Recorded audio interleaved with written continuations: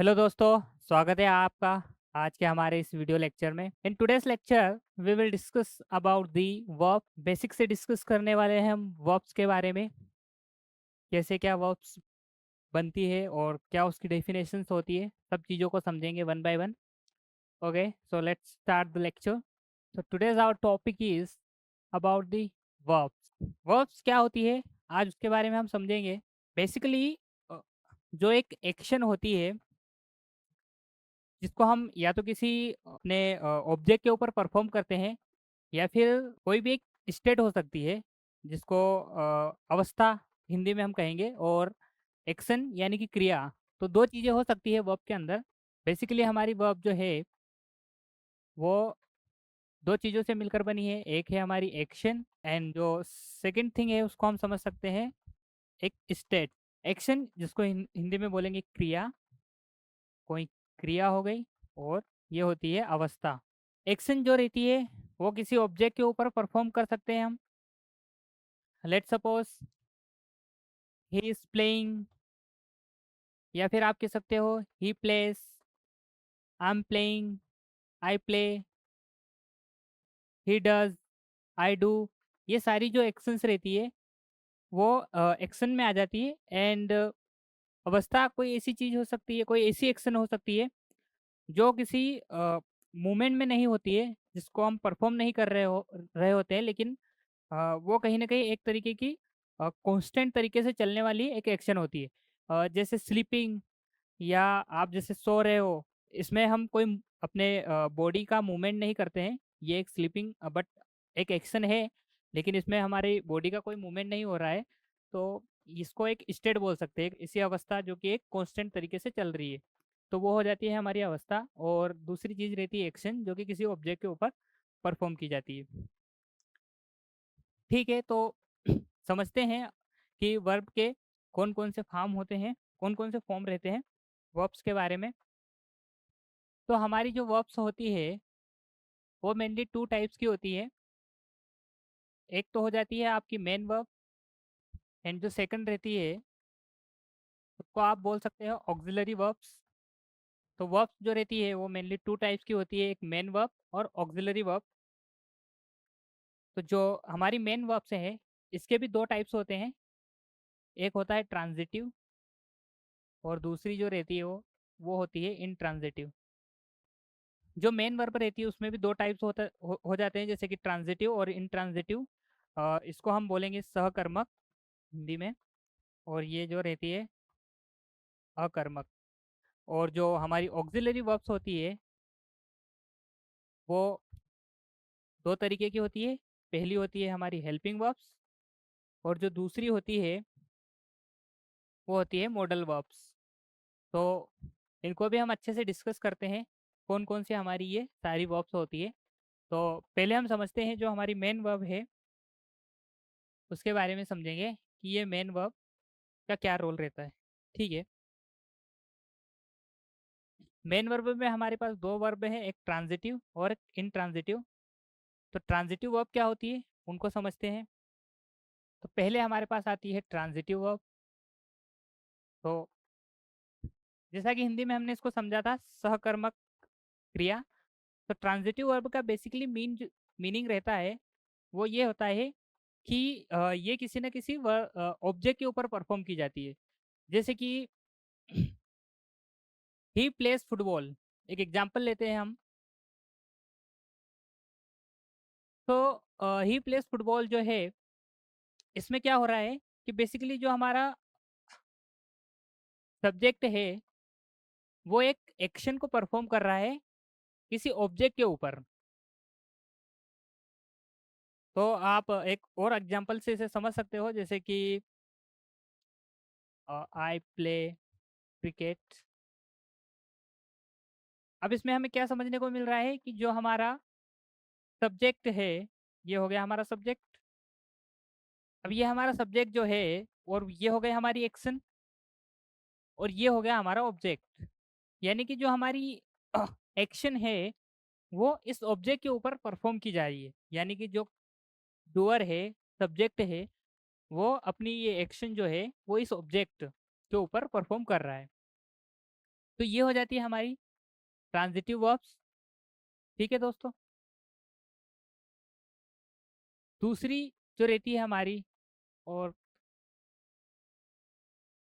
Basically हमने एक देखी थी इनट्रांजिटिव वर्ब, अकर्मक क्रिया। तो ये जो रहती है इसको समझते हैं। इनट्रांजिटिव वर्ब यानी कि अकर्मक अभिक्रिया, ऐसी एक्शंस जो किसी ऑब्जेक्ट के ऊपर ना परफॉर्म की जाती हो। जैसे कि ही स्माइल्स, आई प्ले। ये जो दो एग्जाम्पल है इससे आप समझ सकते हो कि जो सब्जेक्ट है वो इस एक्शन को परफॉर्म कर रहा है, लेकिन ये कहीं न कहीं हम कह सकते हैं कि वो अपने आप के ऊपर ही इसे परफॉर्म करता है। तो जैसे ही स्माइल, आई प्ले, तो ये एक्शन किसी ऑब्जेक्ट के ऊपर तो नहीं लग रही है, लेकिन एक्शन यहाँ पे हो रही है और ऐसा टेंस बन सकता है। तो ये हो जाती है हमारी इनट्रांजिटिव वर्ब्स। ठीक है दोस्तों। इसके बाद अब जो है हमारा नेक्स्ट नेक्स्ट टॉपिक जो रहेगा वो है हेल्पिंग वर्ब्स के ऊपर, कि हेल्पिंग वर्ब्स कैसे परफॉर्म करती है। तो our next topic is about helping verbs, जो है हमारा सेकंड टॉपिक है। तो जो हेल्पिंग वर्ब है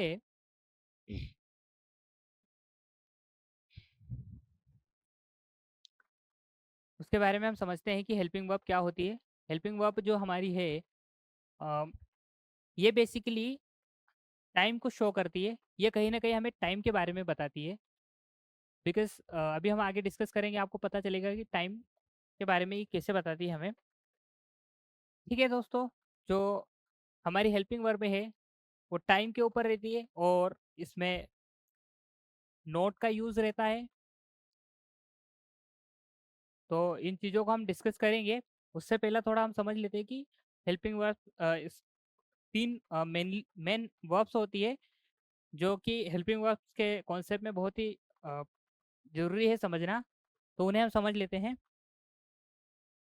बी है, इसके फॉर्म्स को समझते हैं। ये जो वर्ब है ये वर्ब का फर्स्ट फॉर्म रहता है, इसका सेकंड फॉर्म हो जाएगा वर्ब, थर्ड फॉर्म हो जाएगा बिन, एंड फोर्थ फॉर्म रहेगा वो होगा बीइंग, या फिर आईएनजी फॉर्म भी बोल सकते हैं इसको। और जो हमारी एक वर्ब रहती है हैव, इसका सेकंड फॉर्म हो जाएगा हैव ही रहता है। यहाँ पे हैज एंड हैव आप दोनों समझ सकते हैं, वो अकॉर्डिंग टू द सब्जेक्ट हम यूज़ करेंगे। एंड थर्ड फॉर्म जो रहता है वो हो जाता है हैड, एंड आईएनजी फॉर्म जो रहेगा वो हो जाएगा हैविंग। तो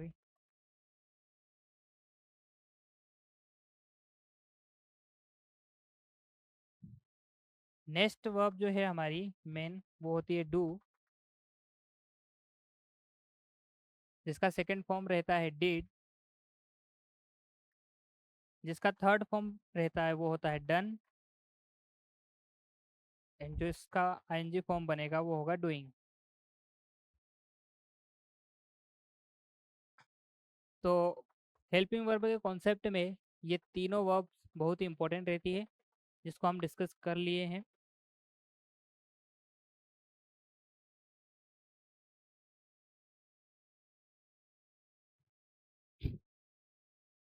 तो इसके साथ ही हम समझते हैं हेल्पिंग वर्ब्स के बारे में थोड़ा और। तो जो हमारी हेल्पिंग वर्ब्स रहती हैं,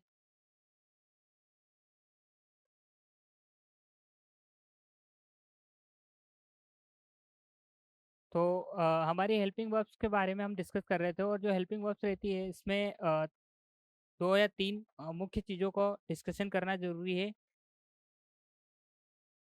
तो हमने जैसा डिस्कस करा था कि जो हेल्पिंग वर्ब्स हमारी रहती है, जैसे आप अगर प्रेजेंट में बात करें तो प्रेजेंट के लिए हमारे पास हेल्पिंग वर्ब्स जो रहेंगी वो कौन कौन सी रहेगी।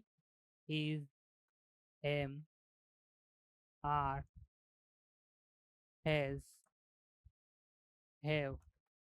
और वहीं अगर आप पास्ट में अगर देखें तो आपके पास हेल्पिंग वर्ब्स आ जाएंगी वाज, वर एंड हैड। और जब आप नेगेटिव बनाते हो तो शायद उसमें आपको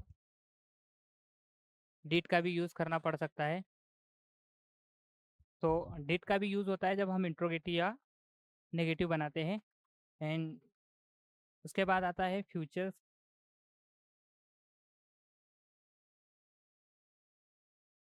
फ्यूचर में जो हेल्पिंग वर्ब होती है वो रहती है विल। तो ये सारी वर्ब्स जो रहती है वो अकॉर्डिंग टू द सेंटेंस और उसका जो टाइम रहता है उस हिसाब से हम यूज़ करते हैं। प्रेजेंट में ये, पास्ट में ये और फ्यूचर में ये। तो अब थोड़ा समझते हैं और हेल्पिंग वर्ब के बारे में अच्छे से। तो ठीक है, उसके बाद जो रहता है, जो हेल्पिंग वर्ब रहती है वो मेनली टाइम को बताती है। वो तो हमने समझ ही लिया। तो पहला फैक्टर इसमें आ जाता है टाइम। एंड जो दूसरा फैक्टर रहता है वो है कि हेल्पिंग वर्ब का हम बेसिकली यूज़ जो रहता है वो क्वेश्चन बनाते वक्त करते हैं इंग्लिश में। तो ये हमारे क्वेश्चंस का जो आंसर रहता है उसको यस और नो के फॉर्म में आंसर देना रहता है हमें क्वेश्चन का। जैसे कि हेल्पिंग वर्ब के थ्रू आप अगर कोई भी क्वेश्चन बना रहे हो तो उसका बेसिकली आंसर जो रहता है वो यस और नो में आता है। तो कहीं ना कहीं ऐसा कह सकते हैं हम कि जो यस और नो वाले या फिर यस नो आंसर वाले जो क्वेश्चन रहते हैं वही उस तरह के क्वेश्चन इसमें बनाए जाते हैं। तो इस बेस्ड क्वेश्चन इस पे बनाए जाते हैं। जो यस नो आउटपुट या आंसर पे बेस्ड रहते हैं ऐसे क्वेश्चन बनाए जाते हैं। तीसरा फैक्टर जो है हेल्पिंग वर्ब के बारे में वो हमें बताता है कि हेल्पिंग वर्ब जो रहती है उसके साथ में हम नोट का यूज़ करते हैं। यानी जब आप कोई सेंटेंस का नेगेटिव बनाते हो तो हेल्पिंग वर्ब के साथ हम नोट लगाते हैं और इस तरीके से वो हेल्पिंग वर्ब बनती है। कुछ एग्जांपल्स के थ्रू इसको समझते हैं। जैसे कि ओके, मैं इसको नेक्स्ट स्लाइड पे आपको समझाता हूँ। ही इज प्लेइंग। अब ये जो हमारा सेंटेंस है इसमें हम समझ सकते हैं कि जैसे कि यहाँ पर जो दिया है इज लगा है। तो हम पहले डिस्कस कर चुके हैं कि हमारे पास जो, सॉरी वो स्लाइड में हटा चुका हूँ, लेकिन इज जो था वो हमारे प्रेजेंट के टेंस में बनता है। तो हम इससे समझ सकते हैं कि ये प्रेजेंट का टेंस है। और जो ये हेल्पिंग वर्ब है उसमें जो इज एम आर है उसके साथ, उसमें वर्ब के साथ आईएनजी फॉर्म का यूज़ किया जाता है। अब अगर जैसा कि हम इसका बनाते हैं, क्वेश्चन बनाते हैं, तो वो कैसे बनेगा। लाइक इसका शुरू होता है कि इज ही प्लेइंग।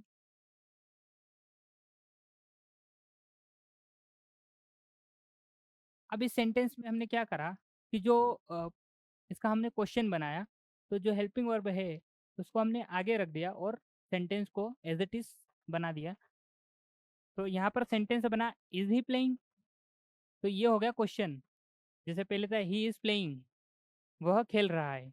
और नेक्स्ट है इज ही प्लेइंग, इसमें हम क्वेश्चन कर रहे हैं क्या वह खेल रहा है। तो इसका बेसिकली आंसर जो रहता है उसका यस और नो के फॉर्म में रहता है। या तो वो खेल रहा है तो हम कहेंगे यस ही इज प्लेइंग, और नहीं तो no he is not playing. तो नो अगर बनाते हैं, जैसे हमने बोला कि ही इज नॉट प्लेइंग, तो इसका कैसा रहेगा इसको समझते कि ही इज नॉट प्लेइंग।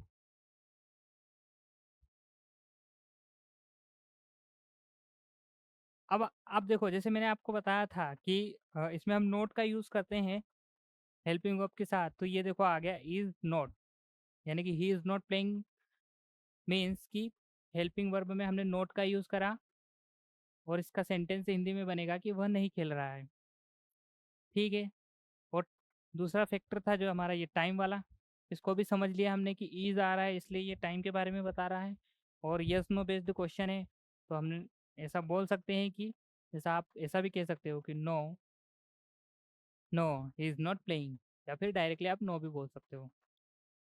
ठीक है, तो ये जो था हेल्पिंग वर्ब का कॉन्सेप्ट हमने समझ लिया है।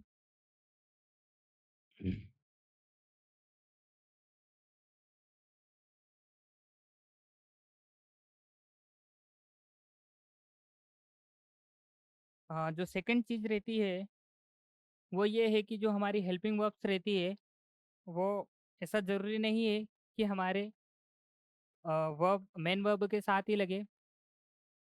ये एडजेक्टिव के साथ भी परफॉर्म कर सकते हैं हम, उसके साथ भी लग सकती है। जैसे अभी हमने देखा लास्ट सेंटेंस में, चलो एक नया एग्जांपल लेते हैं।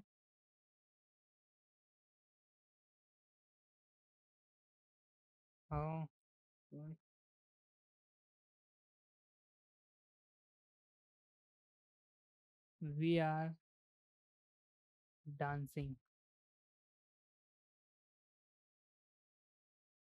We are dancing. ठीक है।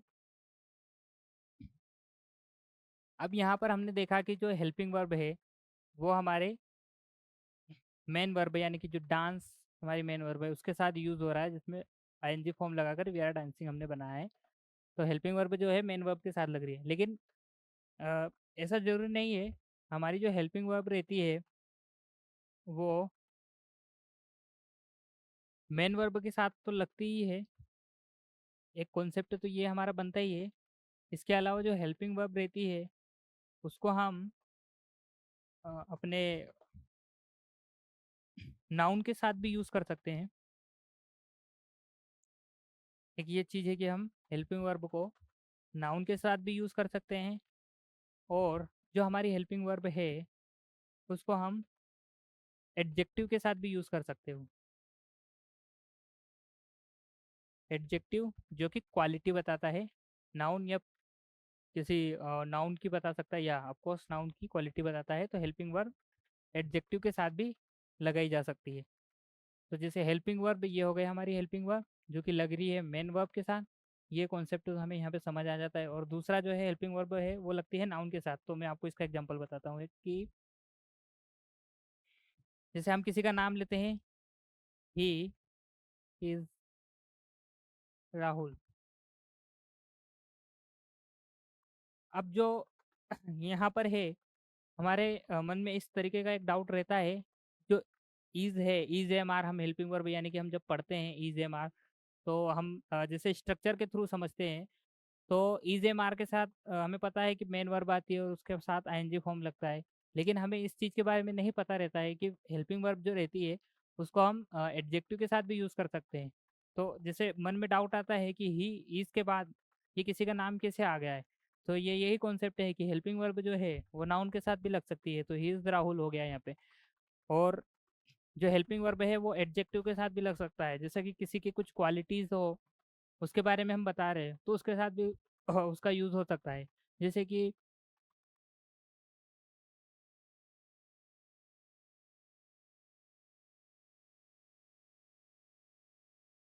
ही इज़ काइंड का मतलब हुआ कि वह एक दयालु व्यक्ति है या फिर वह दयालु है, तो उसके लिए हो जाएगा ही इज़ काइंड। यानी हेल्पिंग वर्ब जो है, हेल्पिंग वर्ब हमारी सीधे एडजेक्टिव के साथ जुड़ रही है। काइंड यानी एक उसकी क्वालिटी है कि वो दयालु है। और जैसा कि आप ऐसा समझ सकते हो कि एक और एग्जांपल लेते हैं।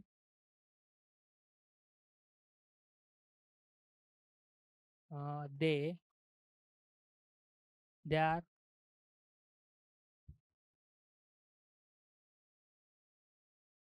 दे आर ऑनेस्ट।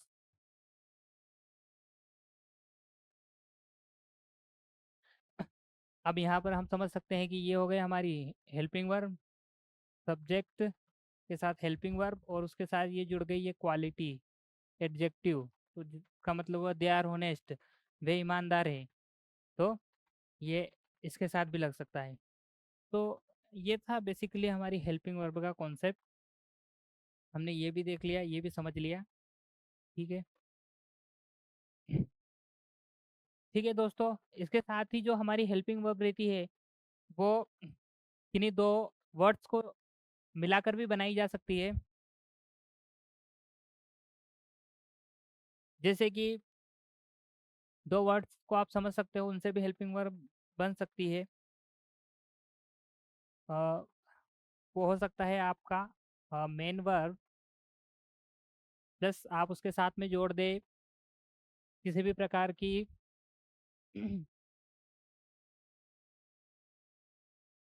नाउन को जोड़ सकते हैं किसी भी प्रकार के। ओके। तो जो आपकी मेन वर्ब है उसके साथ अगर आप किसी नाउन को जोड़ देते हैं तो वो भी एक तरीके की हेल्पिंग वर्ब बन सकती है। जैसे कि एक एग्जांपल मैं आपको देता हूँ। Take take a medicine.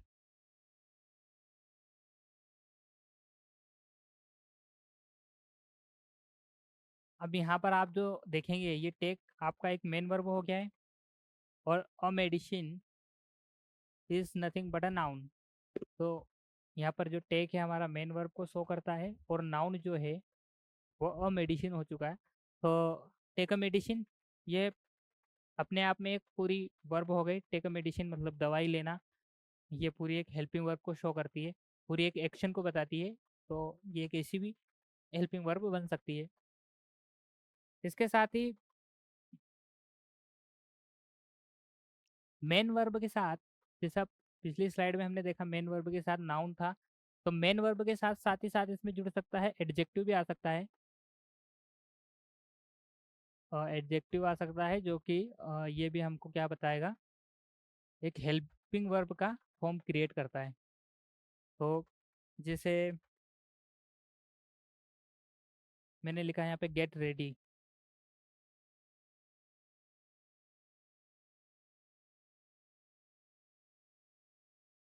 जो गेट रेडी है इसमें आप देख सकते हो कि ये जो गेट है ये तो आपकी मेन वर्ब हो गई, और रेडी होना का मतलब किसी काम के लिए तैयार होना, गेट रेडी। तो ये आपकी एडजेक्टिव क्वालिटी को शो करता है। ठीक है। और आप इसमें दूसरा एग्जांपल ले सकते हैं, जैसे कि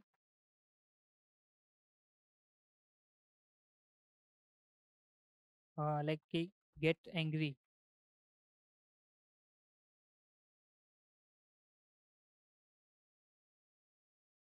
गेट एंग्री ये जो है आपकी मेन वर्ब हो गई, और ये आपका एडजेक्टिव। तो आप जैसा एक सेंटेंस बना सकते हो, like he gets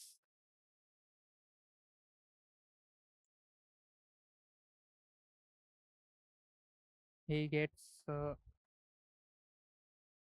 he gets angry.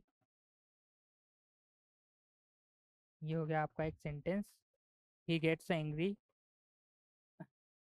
तो ये आपका पूरा एक जो सब्जेक्ट है उसके साथ आपका पूरा एक हेल्पिंग वर्ब लग चुका है। ये पूरा सेंटेंस फॉर्मेशन हुआ कि ही गेट्स एंग्री। तो ये था सारा हेल्पिंग वर्ब का कॉन्सेप्ट। धन्यवाद दोस्तों।